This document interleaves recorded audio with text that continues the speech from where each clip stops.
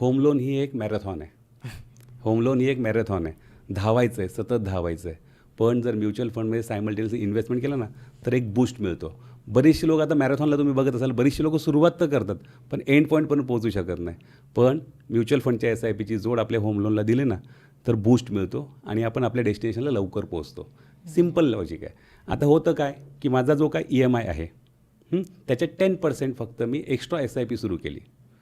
Home लोनच्या EMIच्या 10% SIP मी सुरू केली तर पुढच्या 25 वर्षात जेवढा मी इंटरेस्ट पे करतो आहे तेवढा रिकवर होतो.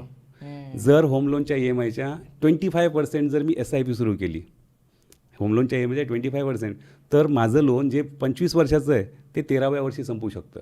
सिम्पल भाषेत सांगतो, एक 50 लाखाचं होम लोन घेतलं आहे, 42-45 हजाराचा EMI येतो पुढच्या 20-25 वर्षासाठी. हे स्टँडर्ड कॅल्क्युलेशन 8% जरी केलं तरी, तर पुढच्या 20 वर्षामध्ये तुम्ही जवळपास 60-70 लाखाचा फक्त इंटरेस्ट पे करतायत. सोबतच 15,000ची एक SIP सुरू करा. पुढच्या 10 वर्षामध्ये जवळपास 30 लाखाचं कॉर्पस जमा होऊ शकतं.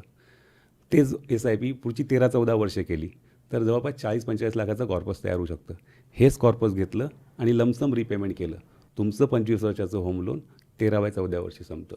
एवढा शॉर्ट पिरियड होत जातो. म्हणून मी जे मॅरेथॉनचं उदाहरण दिलं ना, मॅरेथॉनला सगळेच धावायला सुरुवात करतात, एंड पॉईंटला खूप कमी लोक पोहोचतात.